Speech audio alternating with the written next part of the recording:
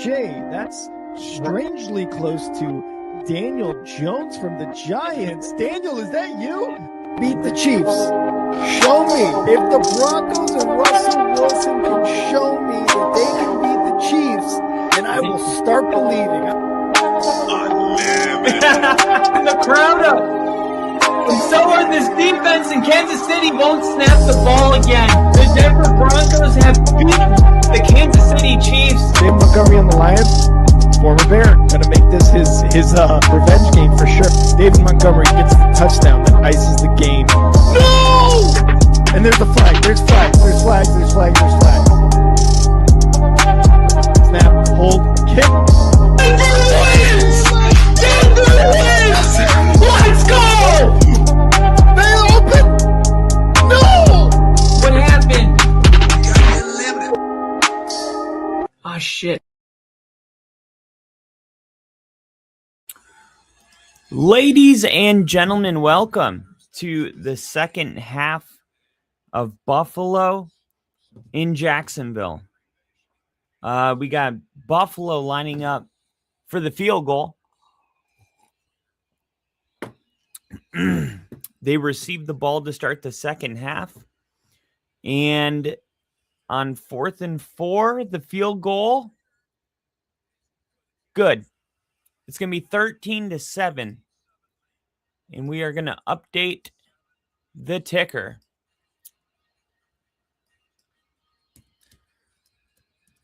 Bills 13. Jags 7. And we'll add it is the second quarter. I'm sorry, third quarter. I meant second half.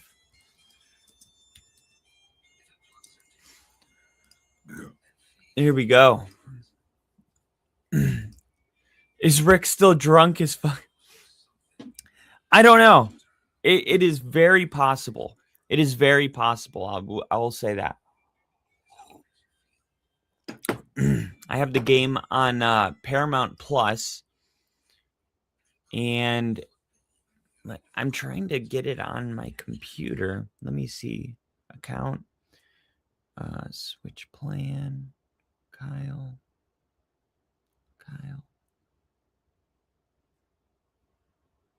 Let's see. Profile. Settings. Account. Parental controls, support, legal.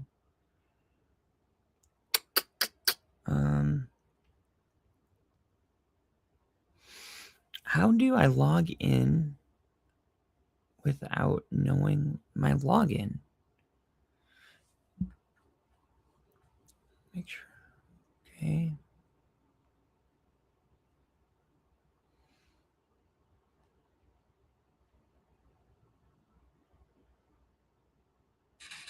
Whatever. I got the game on my phone. And that's better than nothing. Why did the Jags give up on running the ball? Is Matt LaFleur secretly calling plays for them? You know, I think it's one of those things where you don't plan on doing it, and then a couple series go by, and next thing you know, the half's over. And you're like, I didn't mean to abandon it, but it just kind of happened. That's why I think when it comes to running the ball, especially when you're behind, you have to be very intentional. If you're not careful, you will just naturally abandon the run game, trying to get a first down. And Jacksonville, really good at stopping the run, and they've been a good running team as well. Buffalo's actually having some success on the ground, and Jacksonville's going to take a knee here. Yeah, Jacksonville's having some success on the ground running the ball. And just a quick look at the box score. We got 51 yards on the ground. Jacksonville's got 100. So I don't know. I guess Jacksonville is running the ball, but it's crazy. It's crazy. What are they averaging? Like 25 yards per carry, and they are not running it. I mean, they already have 100 yards rushing, but Tootin only has 4 carries. ETN only has 3 carries.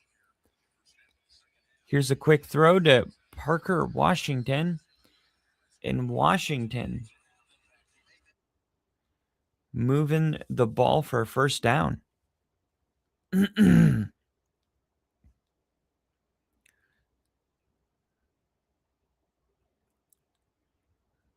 Let's see. Jacoby Myers has 12 yards. Parker Washington has 47 yards.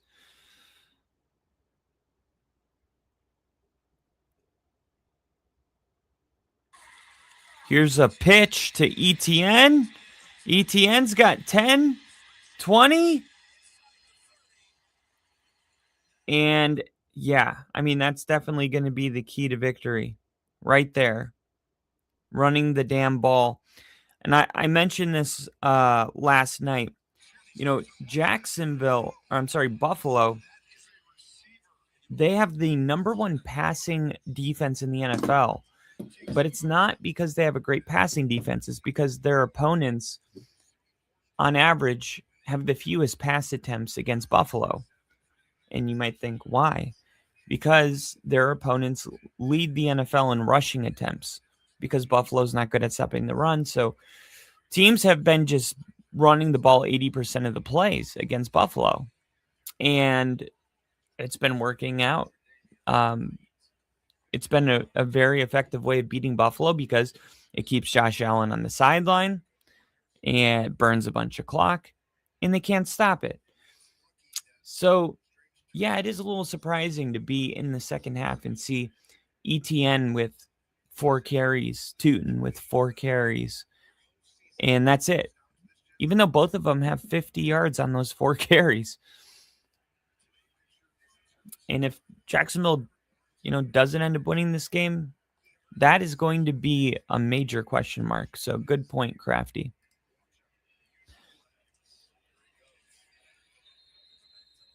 And they tried to run it here. Nothing. Nothing there on second down. WTF were those last 2 play calls? Those were runs.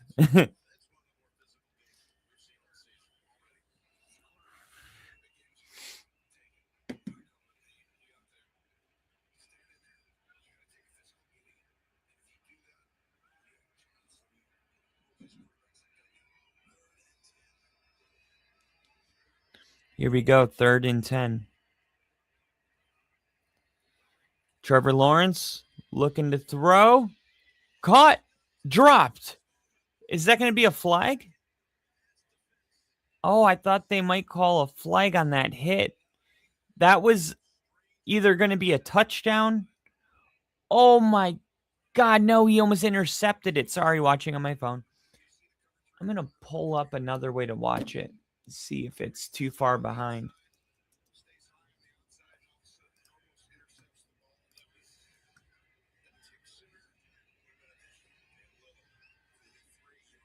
They followed up double-digit run with a pass, a designed run, another pass. Designed run. Well, they ran it. They had, what did they run it on?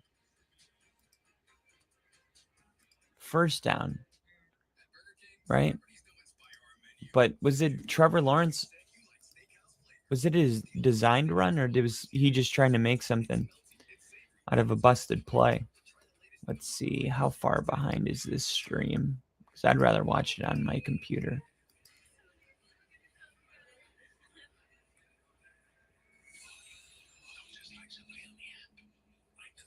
Are you kidding me? This is ahead of my stream.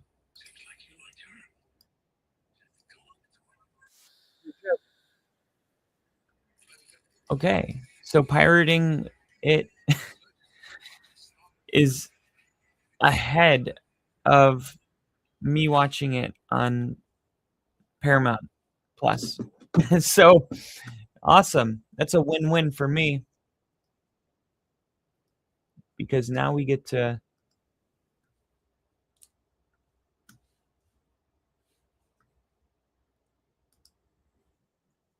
watch the game a little bit bigger.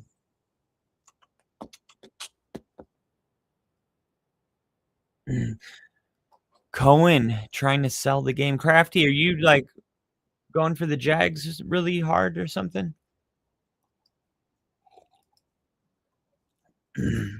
Are you like invested in this one? You seem really mad. Are you cheering for the Jags?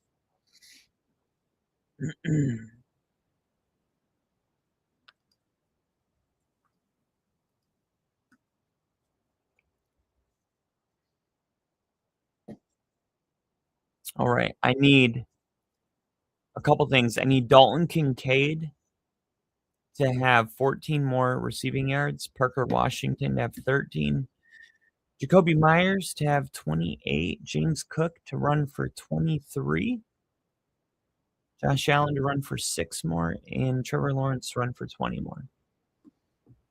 Here is the run, and it's going to go to the 31-yard line. This is it. This is the Bills' last opportunity to win a Super Bowl in their old stadium. Remember, they got a new stadium that's being built. On the other hand, with all of the bad juju that's gone on, I think you could make a strong case that the new stadium is going to be when they, win their first Super Bowl. Is going to be in their new place.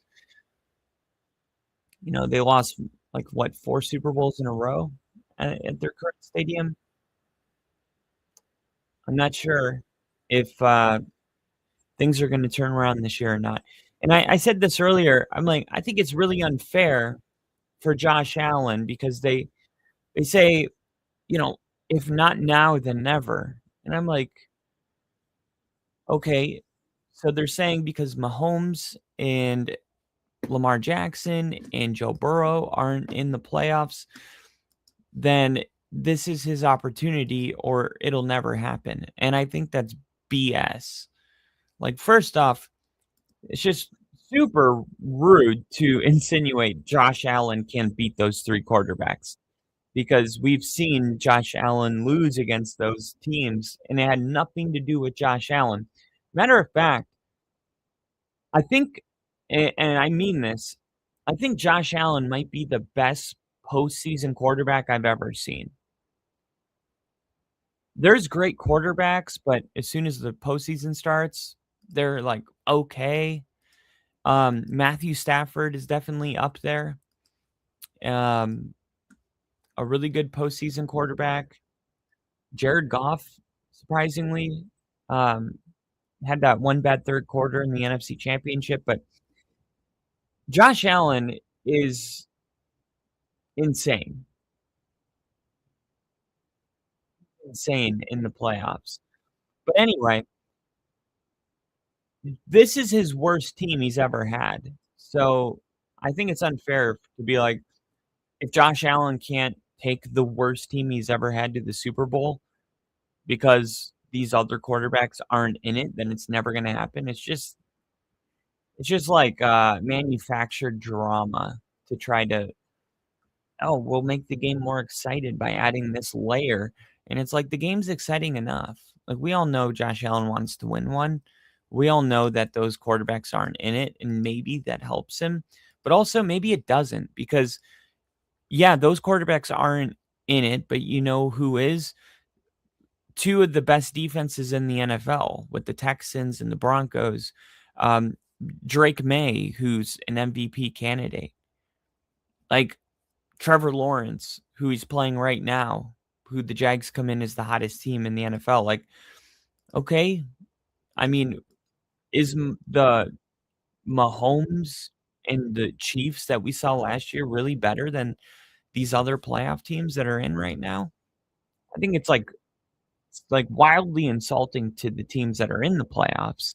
It's insulting to Josh Allen because it insinuates that, you know, the reason that he hasn't won one is because he can't beat those quarterbacks, and now that they're not there, he should have no problem. And 3, this is the worst team Josh Allen's ever had. So it's just unfair pressure. Like, hey, these other teams that are in the playoffs, they're okay, but they're not Mahomes. So if you can't take the worst team to the Super Bowl, you suck. Okay.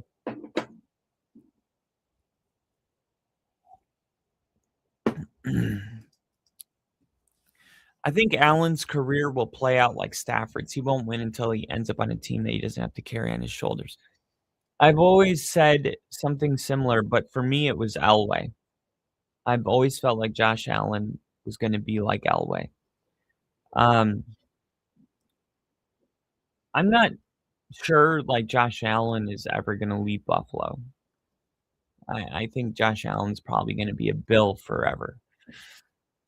But, I mean, look, Stafford's a weird example in that the Lions rarely made the postseason, you know? They were never a Super Bowl favorite, and that's why it's kind of a weird example because to me, like, it would have to be a quarterback that never goes to the playoffs. Like, I think Joe Burrow would be a great example for Matthew Stafford. But even he's had more success than Stafford ever had in Detroit as far as postseason success. Um, I'm trying to think of a better example. Maybe Trevor Lawrence until Liam Cohen came would have been a good example for Stafford, honestly. But look, at the end of the day, Josh Allen has had success. I mean, that's why it reminds me of Elway because it's like Elway made it, to Super Bowls, which Josh Allen hasn't, but he won playoff games. They were the favorite. They had a good fan base. It was like every year they felt like it could be the year. That's really like it just reminds me exactly of what Elway's career was like in the 90s, in the 80s, late 80s.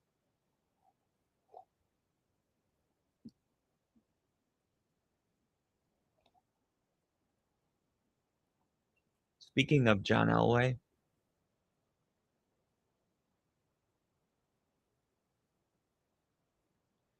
back to back, how John Elway rode off on the sunset. That's what I think Josh Allen. I think we're also, like, always looking to compare a player to another player, even though they're all completely unique. I mean, Josh could win one this year, and then, that whole analogy just goes out the window. But at this point in his career, I think the closest comp is John Elway. Even play style, you know? The play caller and him not seeing eye to eye, Ken Dorsey getting fired, getting a new play caller and Joe Brady, like, there's just so many parallels. Here's 3rd and 5. Caught. Brian Thomas Jr., first down. Good coverage, but it looks like, Lawrence is just able to float that ball perfectly, kinda layer it in between the corner and the safety there. Here we go, going quick, and they're gonna pitch it here, and it's gonna be a gain of 3. So, just like that, there's only 2 minutes left in the game. Now, Colin Cowherd this week was saying, "I think, Jacksonville is, like, the best bet this week." It was the Rams and Jacksonville, like, Jacksonville is gonna, roll the Bills. I don't think the Bills are good and all this, and I'm like, "You know what? You just really can't simulate playoff experience, and that is something that this team does have, Jacksonville. They do. Some of them do. Some of them were on the team against the Chargers when they came back from, what was it, 27-0? Something similar to that. I think it was 27-0. And Lawrence had 4 picks in the first half. I think 3 of them were all to Asante Samuel Jr., and Jacksonville comes back and wins this game. Some of them were on the team, but, like, Buffalo goes to the playoffs every single year. You got a team that's much more experienced. Here's pressure coming. Lawrence gets rid of it, and it's caught. To the 18-yard line. You can't simulate the experience. Also, you got a rookie head coach in his first playoff game, which I think whenever you have a rookie head coach that had a lot of regular season success, I think it gets lost on people that there's this other element that they're a rookie head coach in their first playoff game. Like, don't think that just because they had a great regular season that's not an issue at all. I mean, these guys are throwing up before the game starts. It's a factor. It's a factor when you're on your own 45-yard line and you're down 3 and it's 4th and 3 and you want to go for it. It's a factor. You're not just reacting.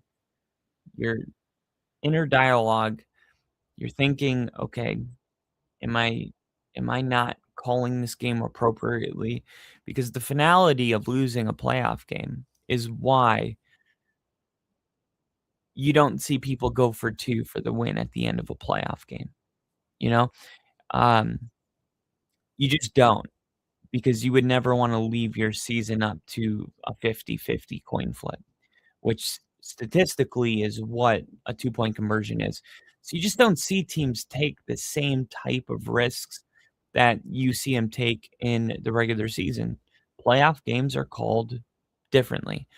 So when you get a coach that's never been in a playoff game, kind of roll into one, it adds another element of difficulty for that team. And right now, Sean McDermott is clearly the more experienced coach.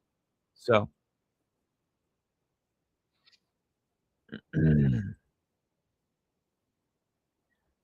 gosh, would somebody just send me when I'm selling something on Marketplace, and it's like everybody keeps asking so many questions. It's like, look, I listed it as cheap as it is, so you could just buy it as is, right? There's no mystery pictures that I didn't share of other parts.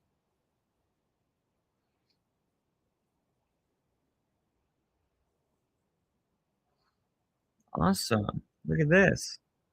I only need James Cook to have 1 more yard for my 25 cents to turn into $1.17. Watch out. Sorry, Woody. Sorry, buddy. You're a good boy. You're the best boy in the whole wide world. Don't let anybody tell you different. All right. 13-10. It's funny. I withdrew all of my money from my FanDuel account, but I left 20 cents. And I'm challenging myself to see if I can turn 20 cents into like hundreds of dollars. So I started off with the 25-cent bet, and it pays out $1.17. And I need James Cook to have 1 more yard, and then I can place a 50-cent bet. PJ Walker, 2nd and 6, lunges his body I think he picked up the first down, and now it's gonna be goal to goal.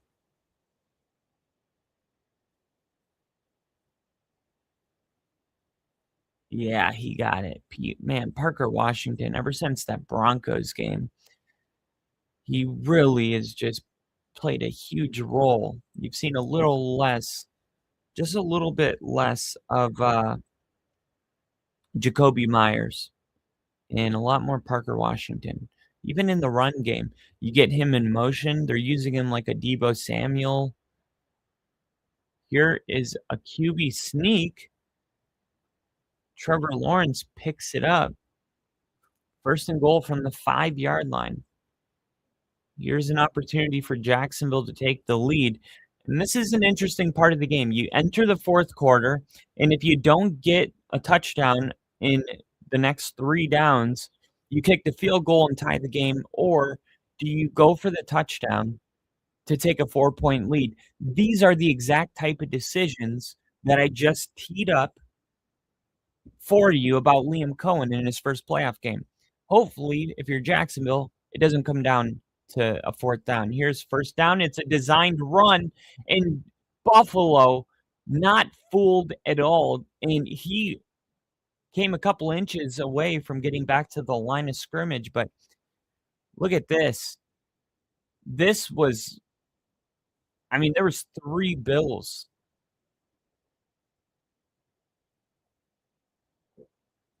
Liam Cohen pissed off about that play.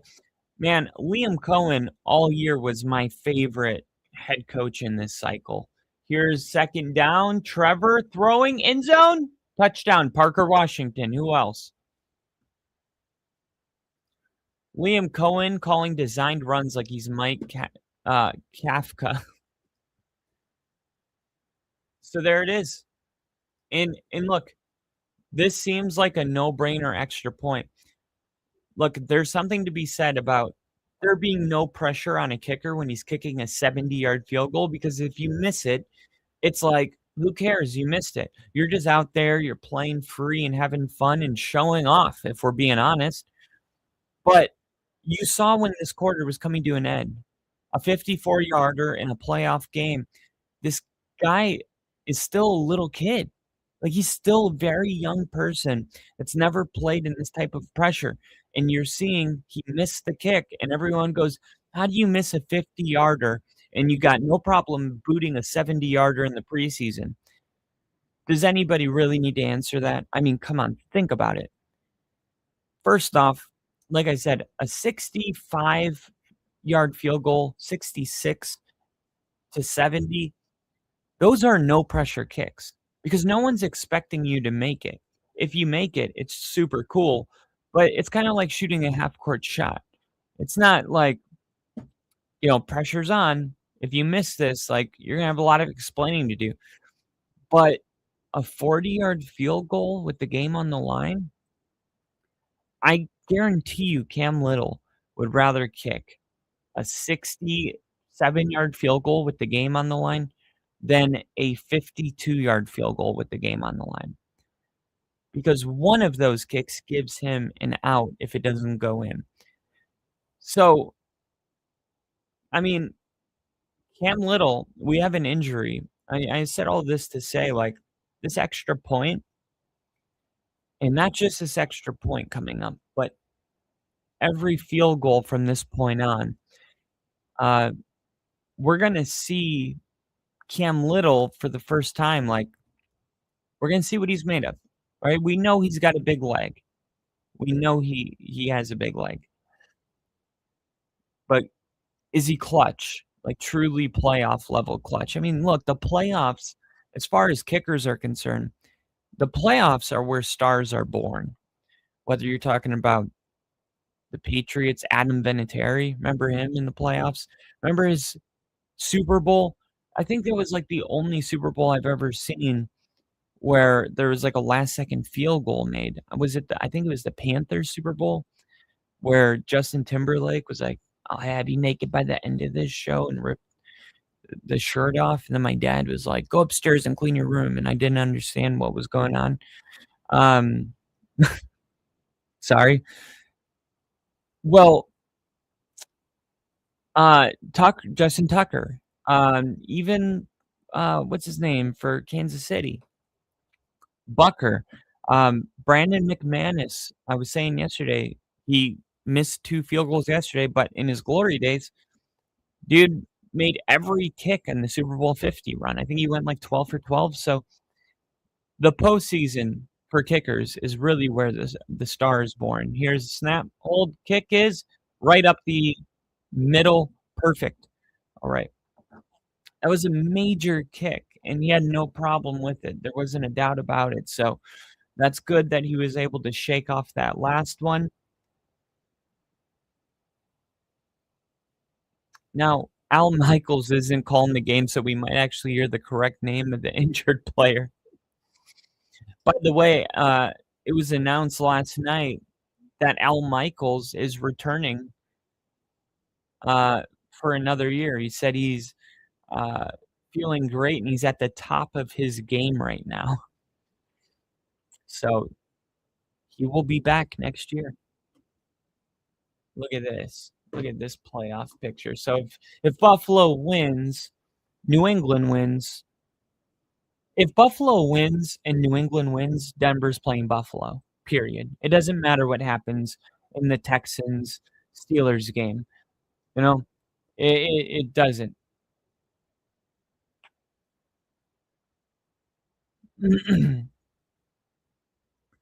If every home team wins, then Denver plays Pittsburgh.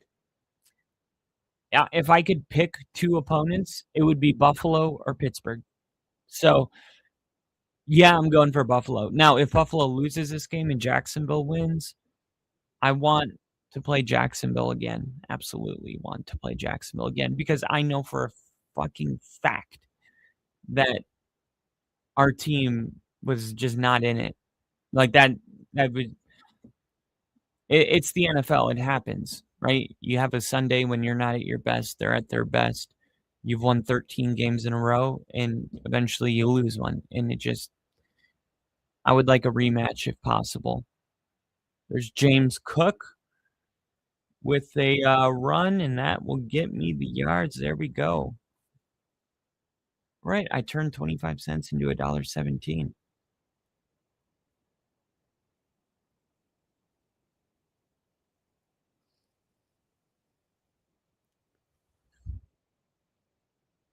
All right. Let's see. This is Buffalo's 8th drive. I'm going to say it ends in a, let's go, field goal attempt.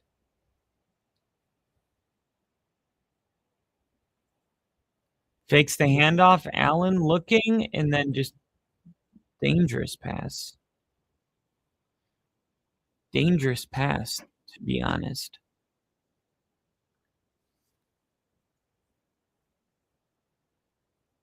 Yeah, good pressure. Josh Allen does a good job not taking a sack there. And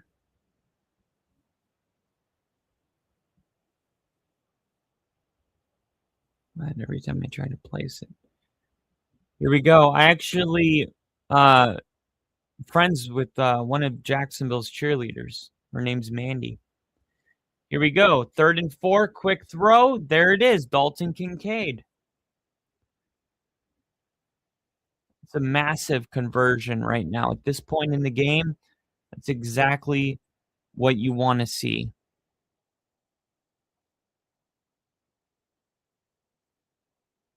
Massive. Here we go. Kincaid now with 13 receiving yards. Look at Josh Allen, 177 yards, 20 for 26. Ever since Joe Brady came, people don't realize that this is really like Josh Allen's average, 177 to 200 yards. Here's a throw, caught. And look at that. It's Dawson Knox. 24 yards. Look at that. Look at that. You got a linebacker, and it's just a perfect throw by Josh Allen. Fakes the handoff, rolls out the other way. Little play action fake. Jacksonville with their good run defense, expecting a run there on an early down. That's what happens when you stay committed to the run against the best run defense in the NFL. You open plays like that up. 1st and 10, Allen, middle of the field, and it's dropped by Gabe Davis, the superstar of the AFC divisional round against Kansas City, who had 4 touchdowns. It is a great throw, and it should have been caught. And Gabe Davis is hurt. Gabe Davis. Looks like he got hit kind of low, didn't it? Looks like, God, it looks like he got hit directly, like, at the knee. Jesus.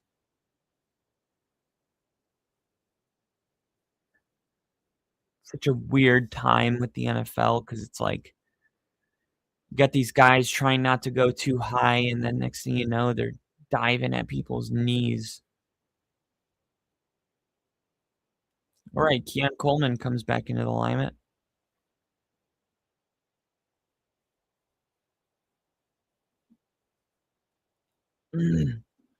Brandon Cooks. Love to see it. Let's see what happens here. Empty backfield. Now the motion. Quick throw. And that was cool. Shakir that caught it. He tried to catch it and spin away to get some yards after the catch, but he couldn't. So it's going to be a gain of 4. Now, this is obviously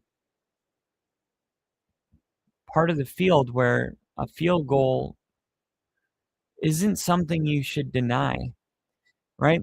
You kick a field goal, give the ball back to Jacksonville, they score, you're still a touchdown 2-point conversion from a tie. You go for it on 4th, don't get anything, and they score, you're down 10 points, brother.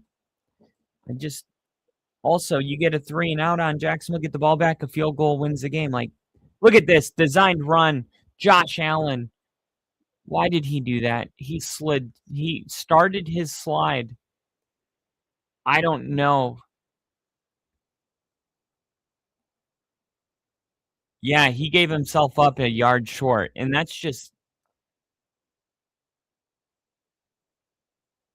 they got the playoff, but then they blow the whistle and say he didn't.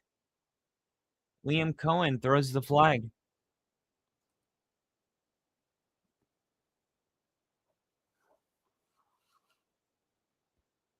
Dude, Josh Allen, when has he ever been afraid of contact?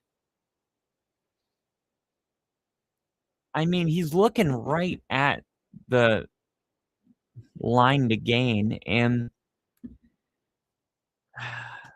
that's just frustrating because, like, I've seen Josh Allen lower his shoulder and just pummel people on a meaningless Week 4 game against a 2-win team.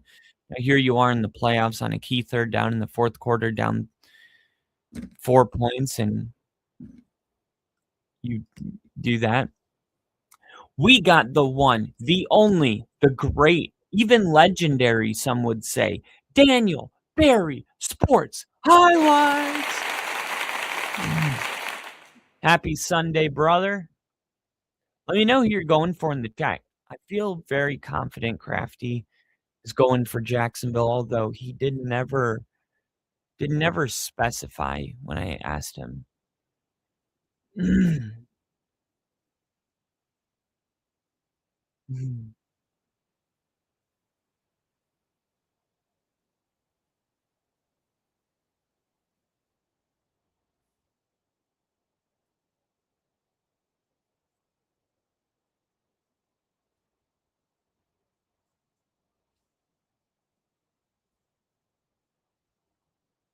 I love you, Woody. You're a good boy.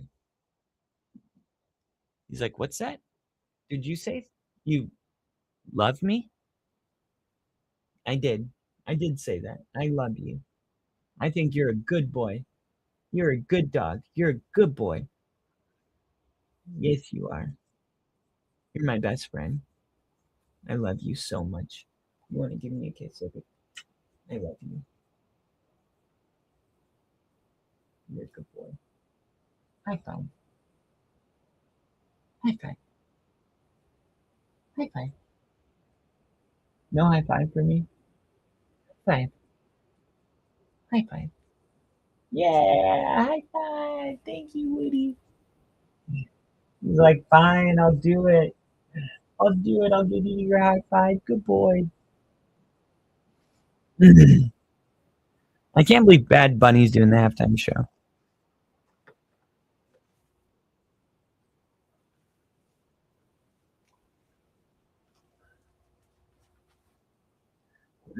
My brother's actually a huge fan. All right, here it is, 4th and 1. Call gets reversed. Josh Allen under center.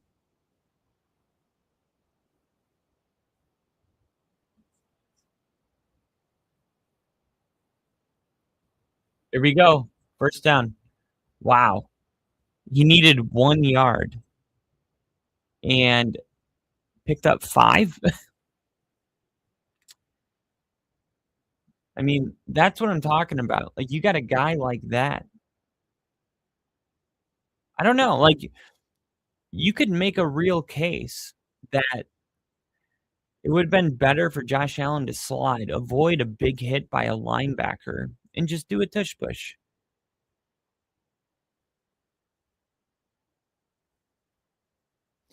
Three rushes, 5 passes, 50 yards in 3 minutes. Here we go. Quick fakes to throw. Downfield. Got a man. Kincaid. Touchdown. Buffalo gets in. And Kincaid comes up limping. But he's okay. He's okay. The Bills go and take the lead. I would be interested in a 2-point conversion. I wouldn't go for 2 for the win. I just wouldn't do that. But I would go for 2 right here. In a moment like this, taking a 2-point lead, I'm going for 2 to make it a 4-point game. There's enough time where if they kick a field goal and take a 1-point lead, you get the ball back. We won a game. You know, you guys, the most pivotal turning point of our entire season was week 5 at Philly. We were down 21-3 in that game. And the Broncos were able to score a touchdown, and they scored another touchdown, and it was 17-21. Then they scored another touchdown, and there was like 4 minutes left in the fourth quarter, and an extra point would have made it 24-21, and Sean decided to go for 2. And everybody was like, why is he going for 2? I mean, why wouldn't you just take the extra point to go up 3 instead of being up 2? Well, he had a play in his pocket, goes for 2, gets the 2-point conversion. Fast forward, Philly's driving down. They're in field goal range, but they have to throw a Hail Mary because a field goal doesn't win the game because that 2-point conversion put them up 4. And from that moment on, we didn't lose until week 17. So, or week 16. From week 5 to week 16, and we actually won the week before that too. So week 4 to week 16, we won. But that 2-point conversion against Philly really sparked the entire run. And I guess that's why Buffalo, they just found themselves in the exact situation we were against the Eagles. And I just know how much a 2-point conversion.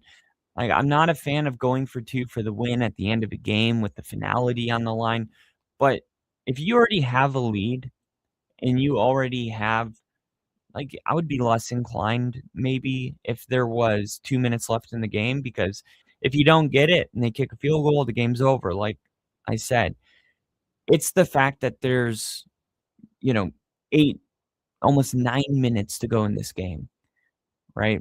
That is why I would go for 2. It's really a no-brainer to me because no matter what Jacksonville does, and no matter whether you get the 2-point conversion or not, there's enough time. It's just like the upside of getting a two-point conversion. There's just too much upside and too little of risk.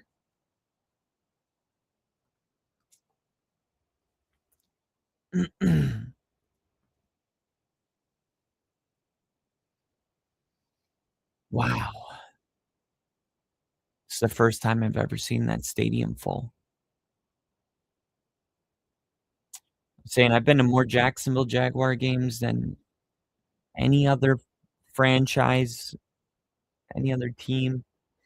Look at this, bobbled the kick, able to pick it up and get to the 23.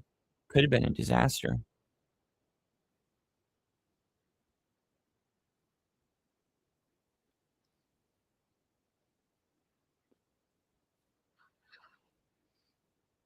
All right, well, we haven't seen much Jacoby Myers. He's only got 12 yards. Gabe Davis being carted off the field, and like I said, it was very obvious when he got hit that that was not a regular hit. 1st and 10, see if it's Brian Thomas Jr. and Parker and ETN, or if Jacoby gets going. Here's a throw, and it was intended for Parker Washington, but it wasn't close to Parker Washington. So 2nd and 10.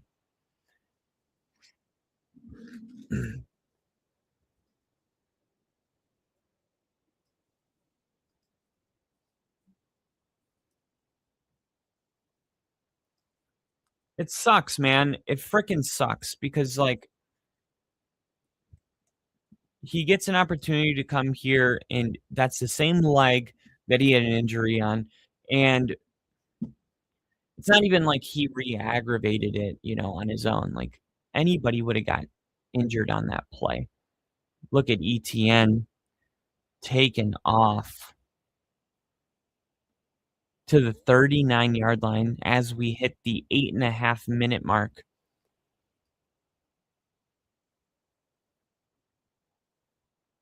And this is when Buffalo as a defense is gonna need to step up. I mean, I feel like the defense for Jacksonville is I feel like the offense for Buffalo, I'll say it this way, is done enough. And I think the defense for Buffalo has been holding. But, not one of these teams has really got usually at this point in the game, you kinda have, like, a, inclination of who you think is gonna pull away. This is one of those games where, yeah, there's 7 minutes and at 7.5 minutes left in the game, and it's anybody's game. I mean, isn't that just playoff football? I mean, we saw the Panthers and Rams game come down to a go-ahead touchdown in the fight with less than a minute to go.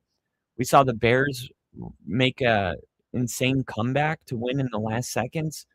Now we got this game that's anybody's. Welcome to the wild card round. This is why I love the playoffs. This is why you love the playoffs. We've had years in the past where we get blowouts in the wild card round. Remember Green Bay beating the brakes off of the Cowboys. I think Dallas, or I'm sorry, I think the Texans beat the crap out of the Chargers last year, and then the Ravens beat the crap out of the Texans. We talked about it all year.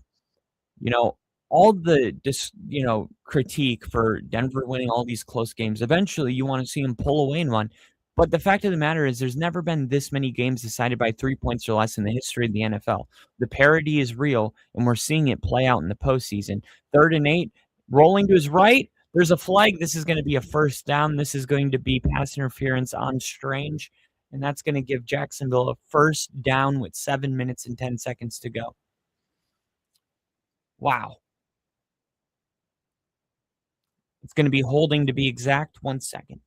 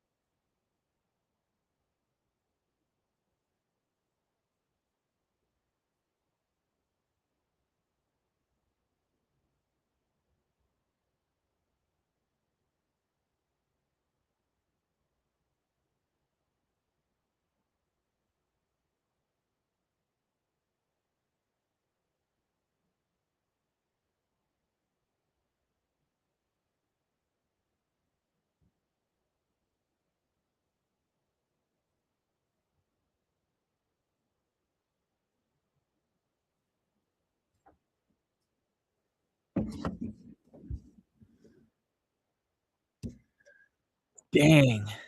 Buffalo's sending pressure there.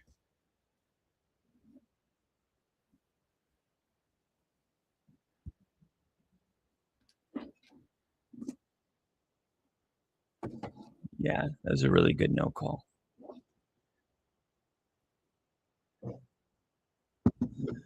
Here we go. Trevor Lawrence going deep. He's got a man. It's caught. Parker Washington. Wow. This is why I would have gone for 2. They score a touchdown, and you need, think about it. If they score a touchdown, you need to score a touchdown, right? You can't kick a field goal. You'd be down 4 if Jacksonville scored a touchdown. So if you would have gone for 2 and gotten it, then if you didn't get it and they kicked a field goal, you would need to score a touchdown. But at least you would have Jacksonville in a situation right now where a field goal would do no good for them. There's just so much upside to a 2-point conversion. There's just really it's like playing with house money.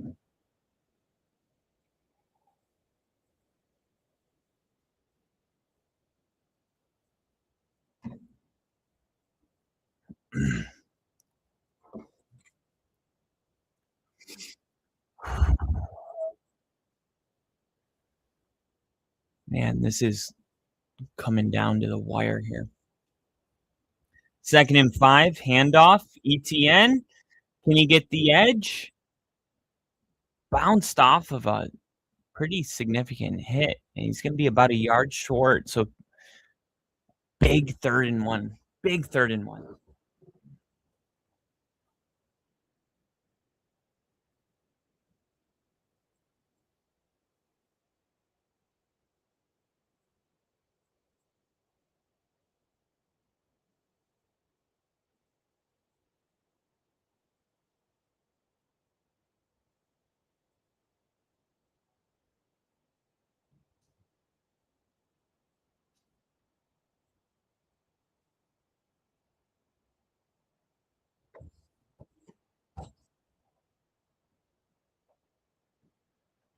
Woo, ETN picks up the 1st down.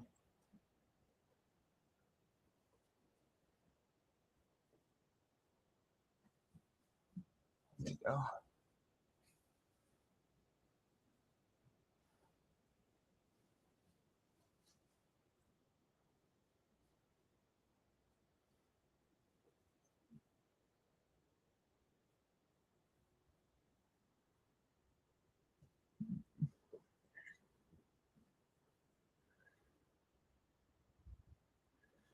Here we go. 1st and 10. ETN. Touchdown. Touchdown. Touchdown.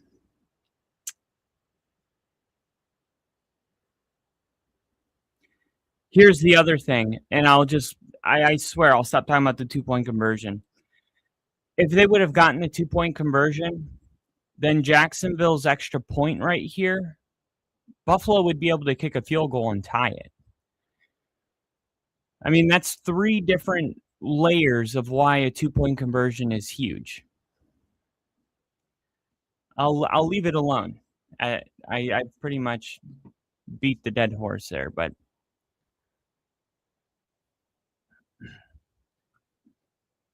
let me make sure I write them all down though. Number 1, enough time for another possession regardless.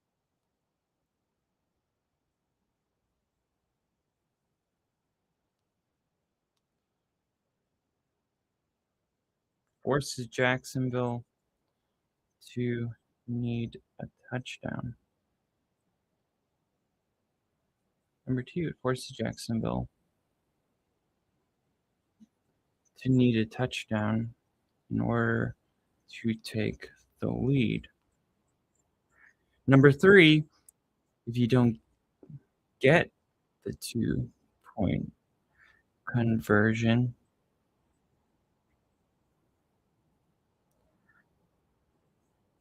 and Jacksonville, say it was 20, let's say you don't get the 2-point conversion, so it's 19 to 17.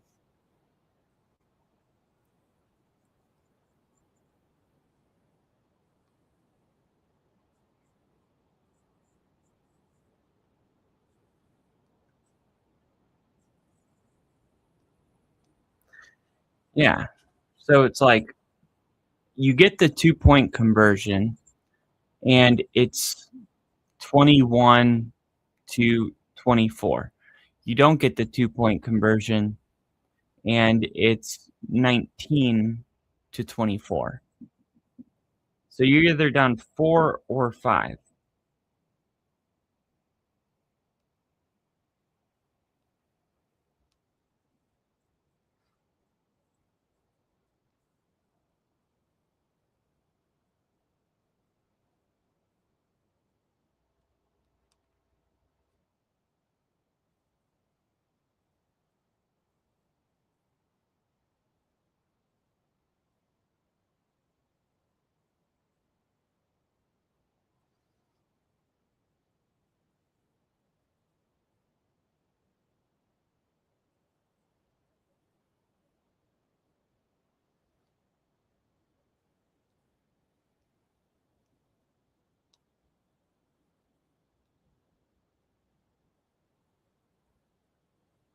Here we go.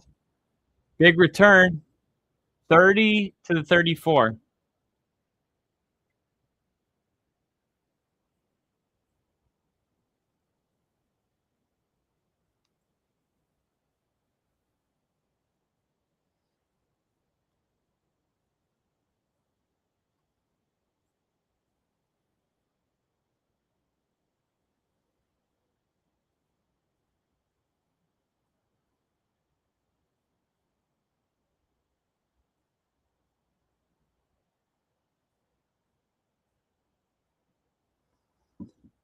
Here we go.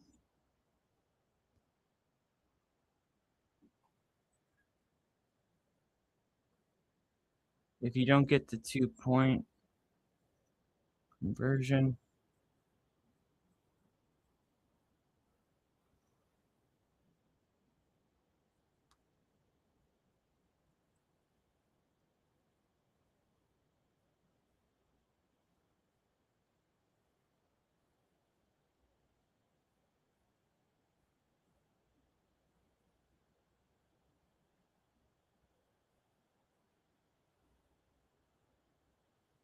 here we go.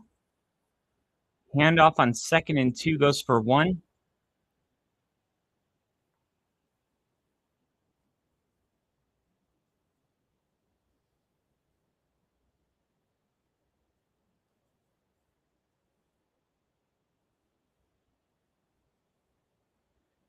Oh, that's close. Where are they going to spot this 3rd and 1?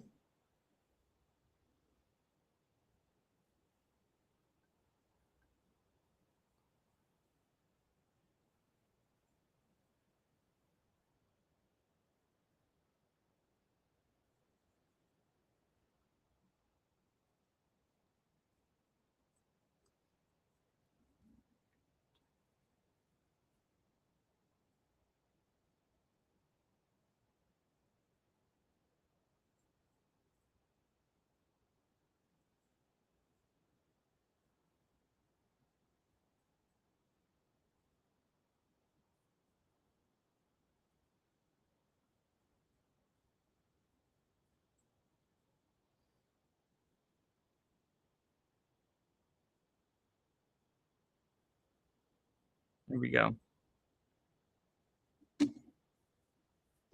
All right, here's the virtual measurement. And the virtual measurement says first down. By just the tip. Just the tip.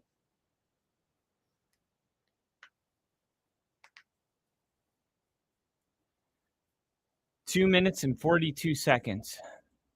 A field goal does no good because Buffalo wouldn't go for 2.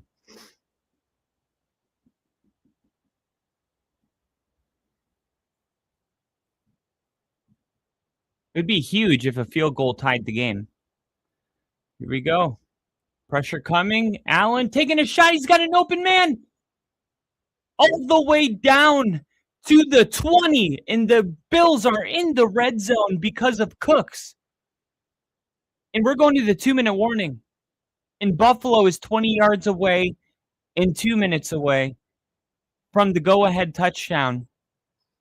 And if Buffalo scores to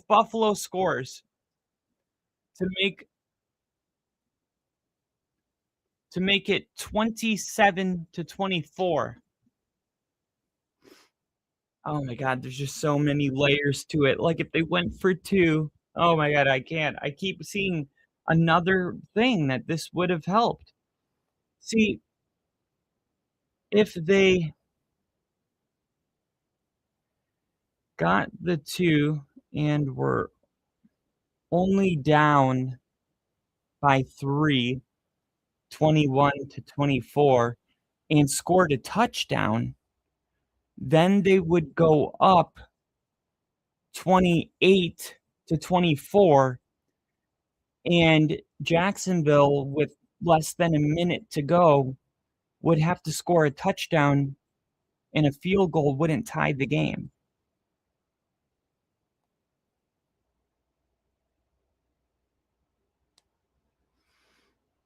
Yeah. I mean, there's just so many dynamics to it.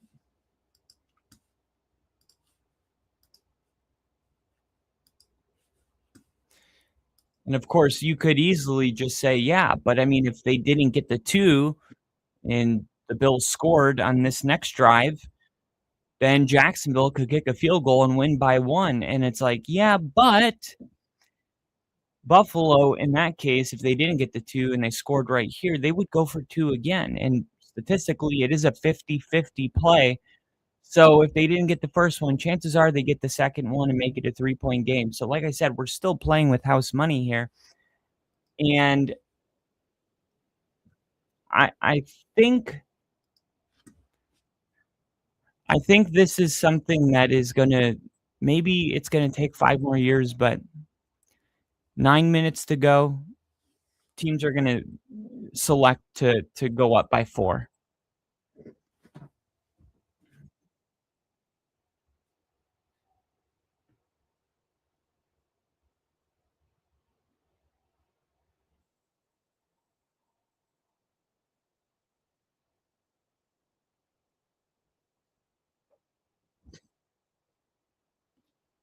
Here we go.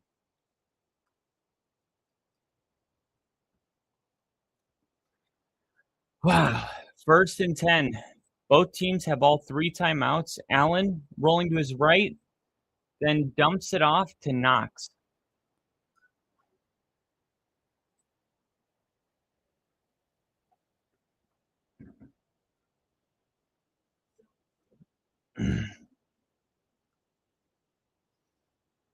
That's an amazing throw by Josh Allen.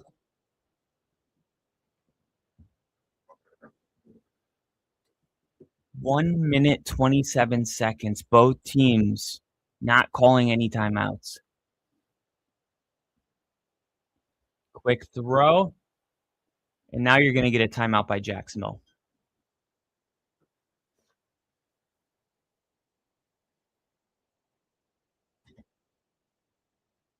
I don't know how Jacksonville cannot use a timeout. I was going to say, Buffalo could run this down to 27 seconds, and that's still plenty of time with 3 timeouts when you only have to run 3 more plays. Jacksonville needs to keep the opportunity to possess the ball in case Buffalo scores. I know it's not ideal to call a timeout on 3rd and 4 when they could pick up a first down, but you really just don't have a choice. Like letting the clock roll down to 27 seconds, It's just not an option right now.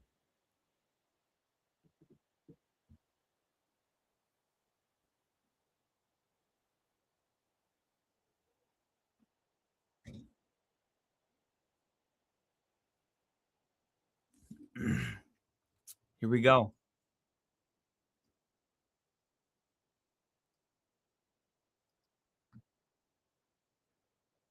Third and 4. Jacksonville showing pressure, a quick throw, and it's going to be a yard short. And I would call a timeout if I'm Buffalo.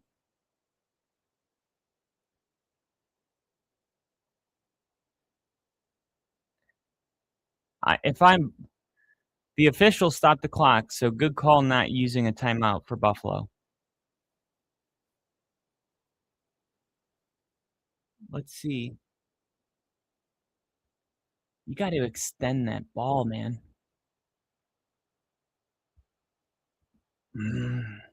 He's going to be inches short.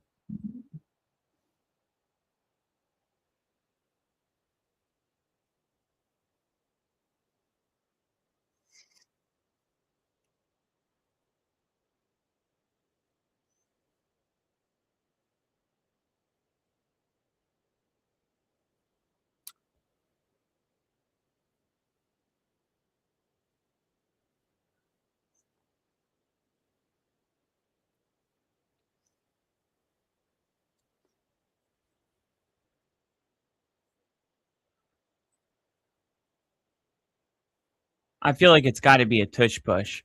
When has Josh Allen been denied an inch on a tush push?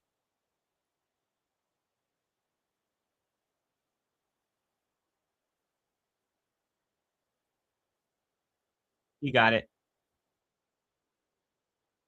Oh my God. A tush push just took him to the 1 yard line. Oh my God. Touchdown.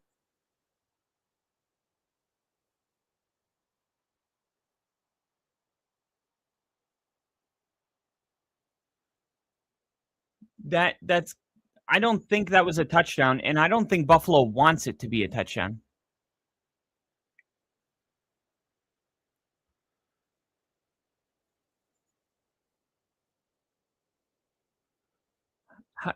It's not even remotely close to a touchdown. Wait, if he went down and he rolled on a body, hold on, he's not down yet. Is he? Is he?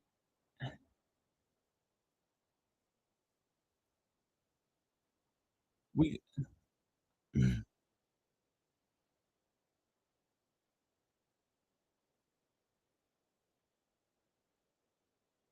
Yeah, I feel like Jacksonville would prefer Buffalo to score right there. Then they have a minute and 2 seconds to kick a field goal. And now Jacksonville's going to call a timeout. If I'm Buffalo, I would take a knee. If I'm Buffalo, I'm taking a knee here on first down. Like, not a knee where you lose a yard. I'm talking about like a QB sneak type of knee where you're not really trying to get it, but you're not trying to lose yards. And make him call that final timeout. On second and goal, I'm doing it again. That's right. I'm giving myself 2 plays to get 1 yard. I'm calling my timeout after second down. With 20 seconds left in the game, I'm calling my timeout. That's how I would play this. First down, just make them burn that timeout. Second down, just do it again. Watch the clock. Wait for it to go down to 20 seconds. And then give yourself 2 plays to pick up that 1 yard and give the ball back to Jacksonville with 15 seconds left to need a field goal.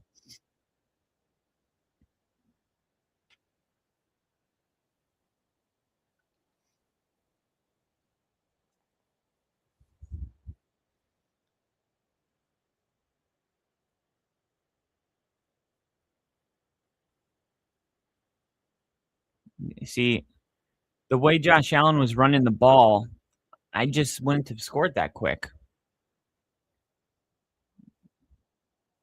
I don't understand why Buffalo. The situational football has just not been great for Buffalo. The 2-point conversion that they didn't go for earlier in the game that would make this a 4-point game right now. The fact that they don't understand how valuable burning another 40 seconds off the clock would be here when you have a quarterback that continues to pick up 5 to 10 yards every time you run a 1-yard tush push. I mean, in your 1 yard out, what are you worried about? Ugh.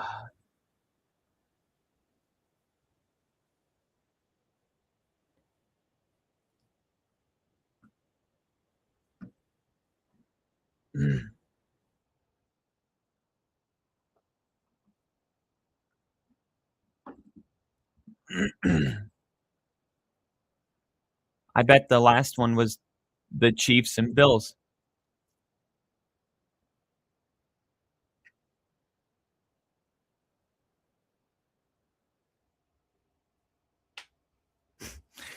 Tony Romo is the only one that believes the Bills can win the Super Bowl this year, besides Buffalo fans.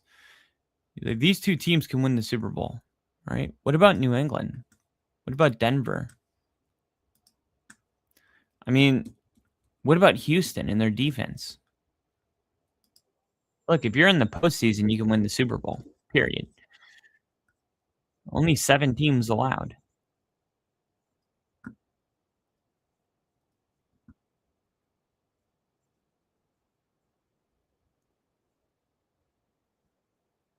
"23-yard line. No timeouts for Jacksonville." Why does Jacksonville not have a timeout? Because they did the tush push and it ended up in a touchdown and they had 1 timeout. They called their first timeout on 3rd down. Then they called their second timeout after the 4th down. And then on 1st down, they scored. They should have 1 timeout. I don't get it.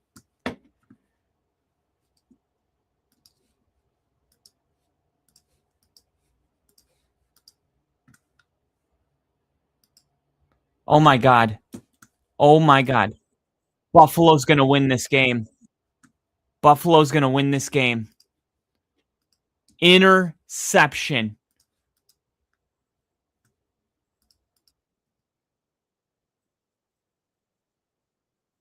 The Bills have done it. The Bills have just done it.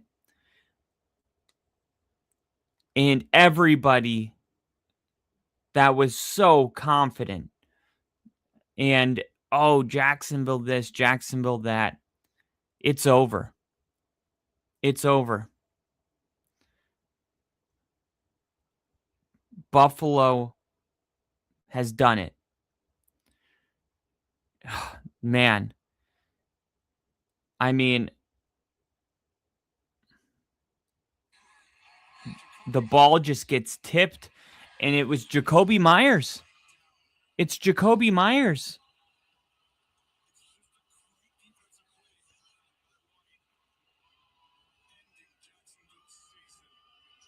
It's not like a terrible throw. And you can't blame Jacksonville, man. They're a small market team. This is what small market teams do. Small market teams lose.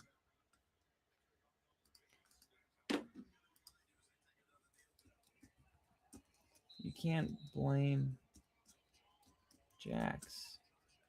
They're just a small market.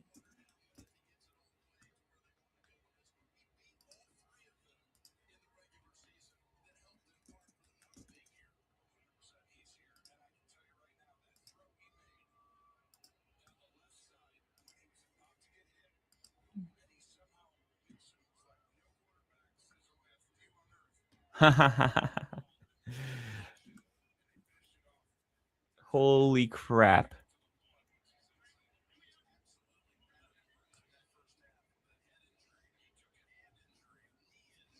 Damn. Wow.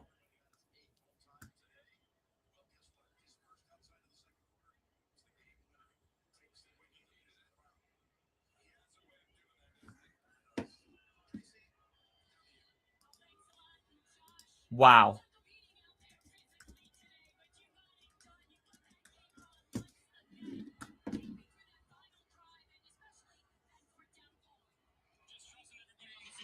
Not bad for a small market team. You see, that this is the kind of crap that happens when you aren't paying attention to the right kind of stuff. Jacksonville so badly wanted to create this narrative that they were this disrespected team. And it was never true. You know, going all the way back to week 16 when they came into Denver and Sean said, what Liam Cohen has done for that program is amazing. You know, it's hard for small market teams to have major turnarounds because free agents typically don't want to go to destinations where there's a small market and they're a losing team, which Jacksonville had been a losing team for multiple years. And it was a compliment. And next thing you know, they're printing T-shirts, and Liam Cohen's in the press conference going, "Yeah, we didn't do bad for a small market team." It's like, what do you guys? Why are you guys offended about a fact? There's big market teams and there's small market teams. Los Angeles, New York, Chicago. These are big market teams. Small market teams, you know, Cleveland, Green Bay, Jacksonville. Now, some small market teams have a long history and their roots are so deep in the city that people want to go there because of the history. But small market teams that were created in the late 90s, this is a totally different ball game. It's very difficult to make it a destination, a free agent destination. So, like, what was actually a compliment, not even a backhanded compliment, a compliment, period. Next thing you know, they're printing T-shirts off about it. And I just felt like Jacksonville was just focusing on the wrong shit, man. They're just focusing on the wrong shit. They're trying to create something when there was nothing there. And it's like, look, I get it. Like, whatever you need to give yourself like an edge, right? Tom Brady used to find, you know, anything that he could use for a competitive advantage. But there's also a line where it's just like, man, this is kind of distracting. And it didn't matter because Jacksonville was the hottest team in the league. But like I said, Buffalo was the more experienced team. They went in and they beat them, period. Tipster Lawrence strikes again. Honestly, Travis Hunter catches that. I didn't think it was a terrible ball. I didn't. I think it should have been caught. And it's crazy, too, because Jacoby Myers has been so clutch.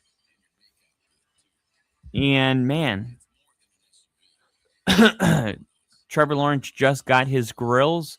Obviously, he can't wear those now. He probably had plans to wear them in the post-game press conference, but unfortunately, now those will stay in the case, and Jacksonville will, I would say, go back home, but they're already home. And this changes things in a huge way now, because all of a sudden, it's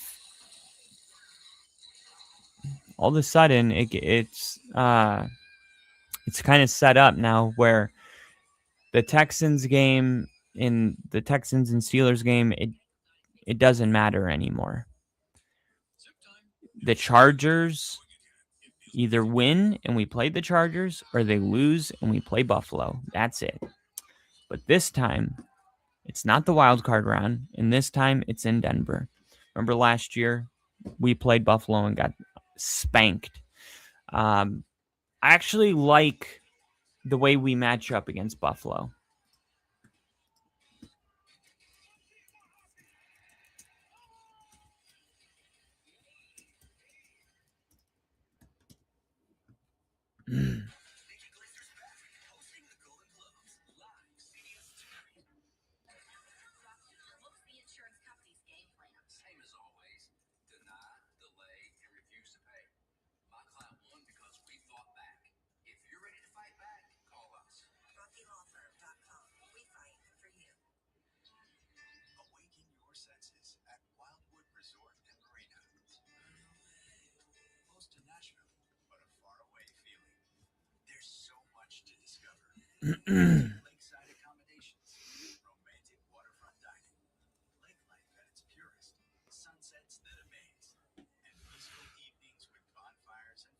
Looks like Jags prematurely celebrating a prospective Super Bowl run. Some things never change. Very true. Very true.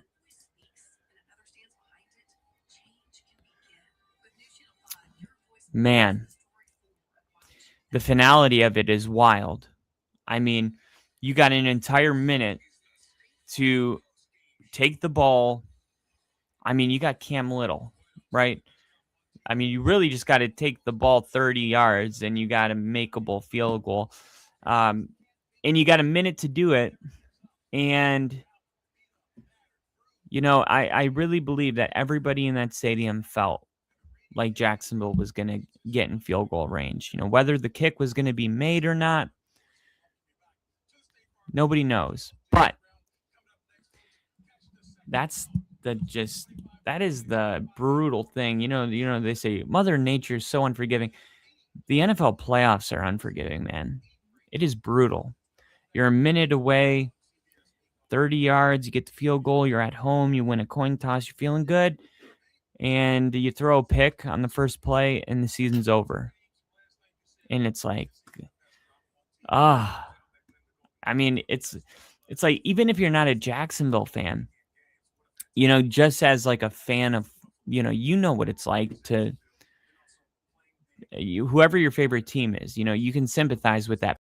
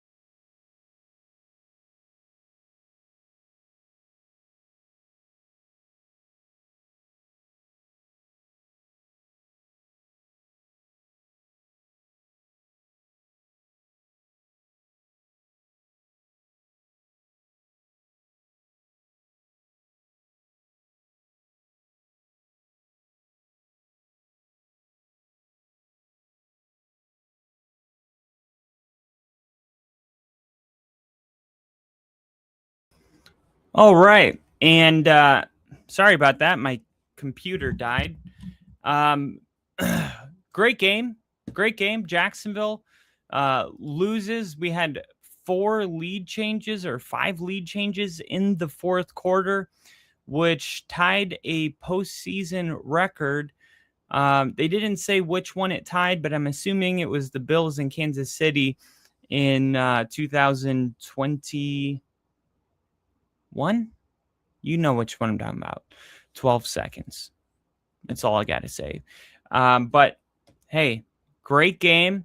Jacksonville, like I said, feel like they lost focus a little bit. Worried about being a small market team. Trevor Lawrence, 2 interceptions, 3 touchdowns.